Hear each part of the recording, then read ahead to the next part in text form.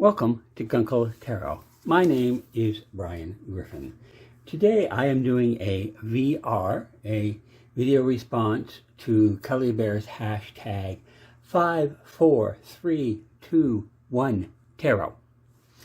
In the brief, if you will, Cuddly Bear indicated some very basic outlines and then said, I'm not going to give you a lot of particular details or rules because tarot tubers are going to ignore it anyways, which is fair and accurate. So basically 5 decks, 4 books, 3 spreads, 2 of an option and 1 of an option. So 5, 4, 3, 2, 1. So we start with 5 decks. Now, new decks, old decks, favorite decks. So I'm going to sort of use the decks that outline my travels. So my first deck, which I bought in 1980, is the Morgan Greer. This deck was still being published by Morgan Press. And the way you can tell is the cardstock is 1/8 of an inch wider than the cardstock that US Games, who now distribute the deck, have. And so I got this, and I've told the story in another video or two. When I decided to get into tarot, my then partner had the Rider-Waite-Smith yellow box, and I looked at it and I said, these colors, this whatever, does nothing for me. And so I went to the occult shop in Toronto, Ontario, and looked at what they had, which was perhaps a dozen different decks, and decided on the Morgan Greer. So it's well known, it's a 70s deck, and a lot of walkthroughs, and it's dated now, but it certainly looked so much fresher and newer than. So it was the first deck I bought. It also was I believe it's the 4th deck I bought. I bought a second copy.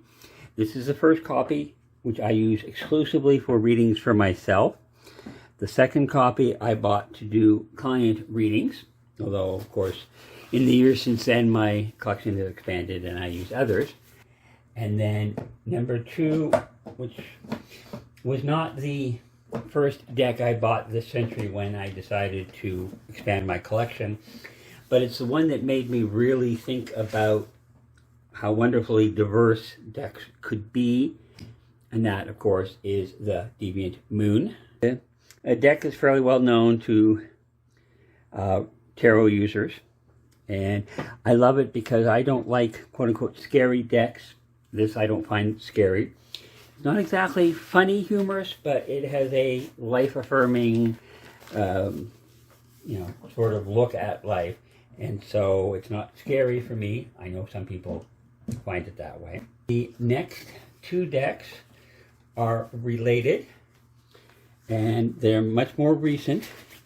And I got these because they are the ETA decks. ETA in this case meaning Emerging Toronto Artists. So it's a connection to my hometown. And so this is the ETA Tarot. I also got the ETA Oracle called the Crown Oracle. And these have just recently gone out of print. And to tell you how important they are to me, how connected I am with them, I bought a second copy of each as backup decks. And other than the Morgan Greer, I bought 2 copies that are both working decks. This is the only deck, these are the only decks I have 2 copies of that I specifically bought a backup copy. Part of it is most of my decks are mass market or print on demand, and so they tend to be pretty readily available. And because I am semi-retired, a backup deck is generally speaking an extravagance. So these are the exceptions. So this is the Emerging Toronto Artist. I do a fairly quick flip through since they are now out of print. And I don't know that they're going to be readily available. So that's the Tarot. This is the Oracle.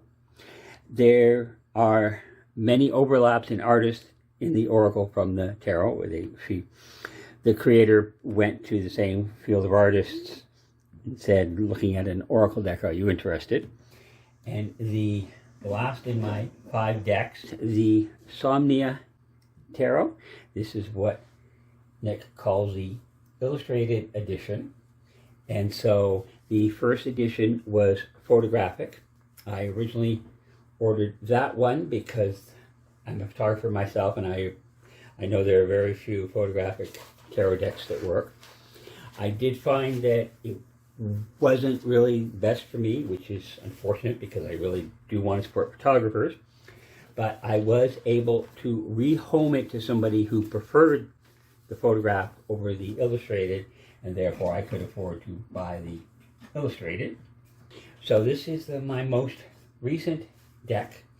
It is also the deck I am using for my morning daily draws, which you can see on Instagram. So that is number 5 in the 5 decks. Number 4 books. The first book I bought was a very, very basic one with black and white picture of the RWS and keywords.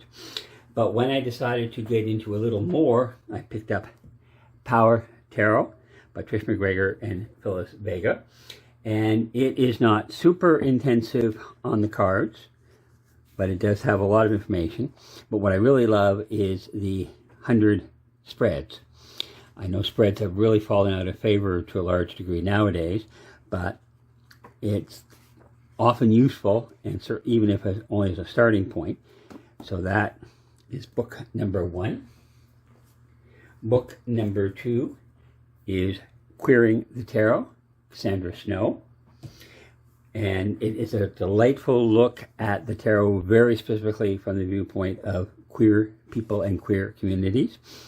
Black and white illustrations are from the Urban Tarot, which is more or less Tothy deck. And the writing is wonderful. This started as a column on a website, and Cassandra has turned it into a book. And I find it very useful, very insightful. The third book is The Creative Tarot by Jessa Crispin. This one is tarot from the viewpoint of creative people. So a look at the card and some discussion of it with a lot of references to various creative projects, generally listed at the end. So this is a book.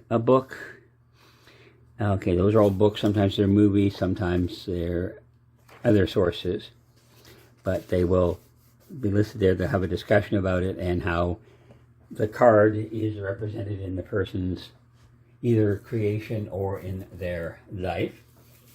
The fourth book, let's see how much it shows. The History of Tarot Art, Demystifying the Art and Arcana, by Holly and Esser, who some of you will know as the voices behind the Wildly Tarot podcast.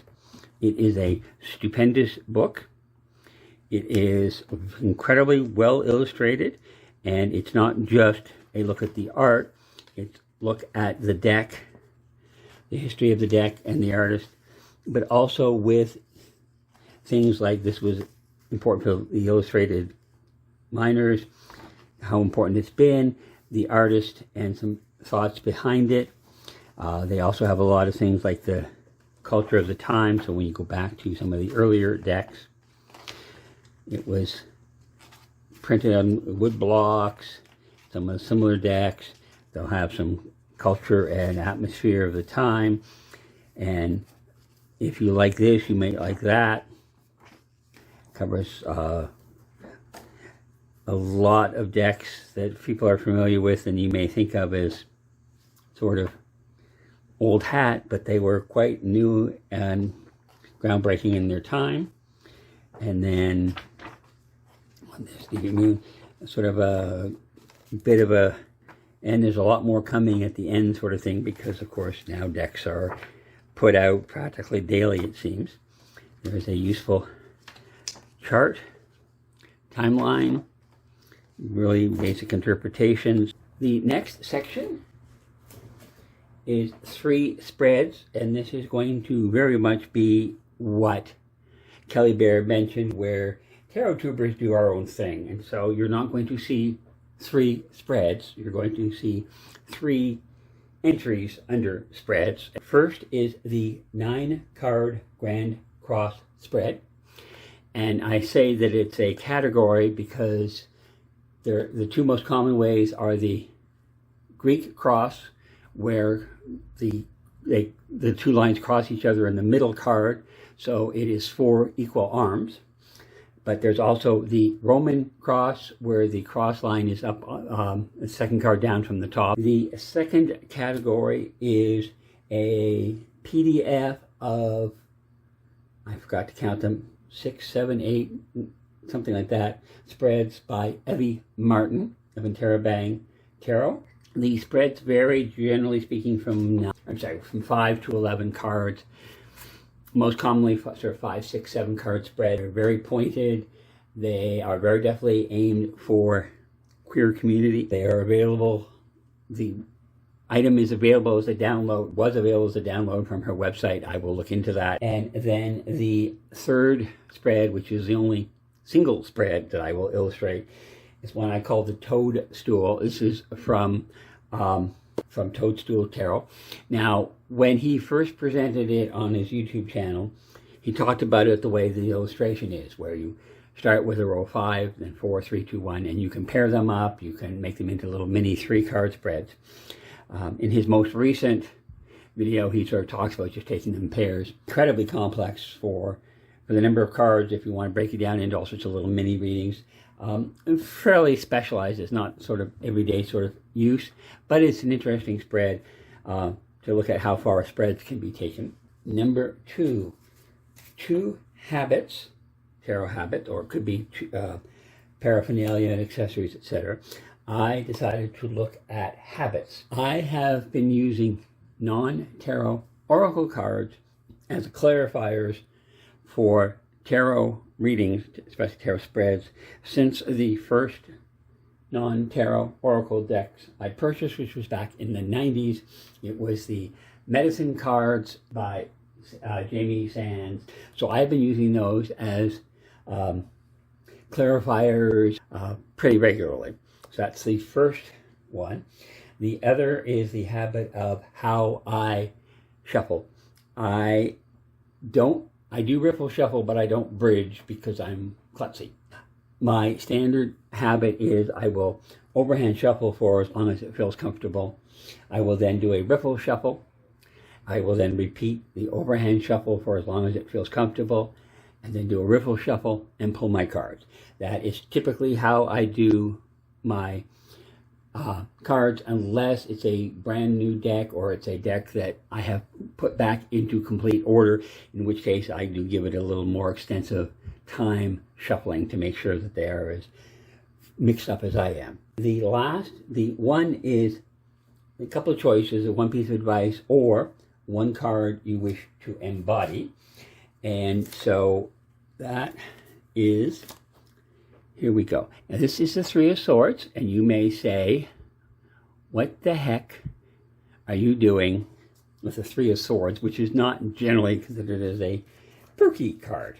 And I don't embody or want to embody a generic Three of Swords. I may at times feel that I am embodying that, but that's another story. I chose this particular card from this particular deck.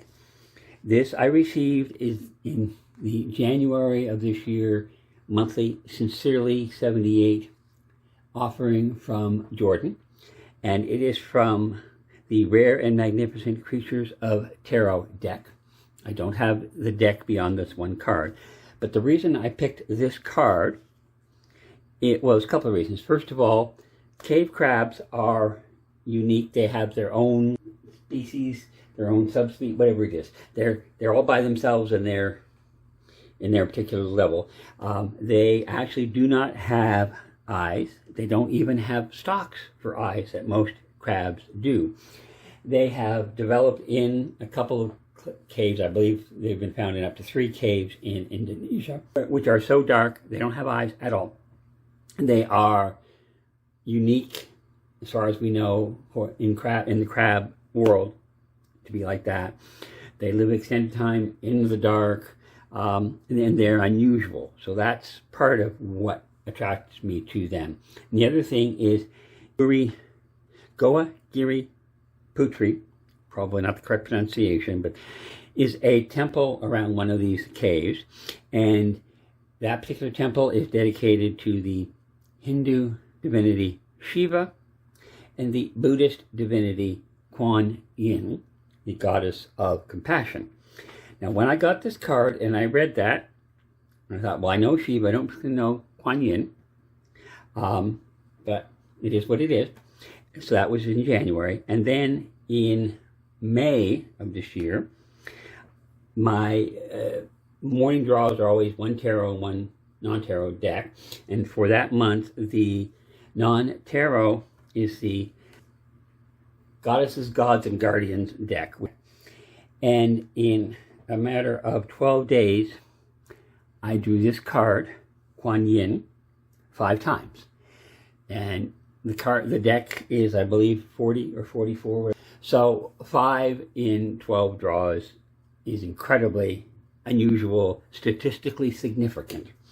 So when Kuan Yin was brought to my attention in January, I didn't pay that much attention, and in May I did. So Kuan Yin, the goddess or expression of divine compassion, is now the 4th divinity on my altar. I got the message, and I am attempting to continue to be more and more kind, nurturing, and compassionate. And so that is the card I wish to embody, whether you consider it that card or this card, because it's a unique, strange, wonderful animal. Take your pick. So that's the one. So that's my 5, 4, 3, 2, 1 tarot. Thank you.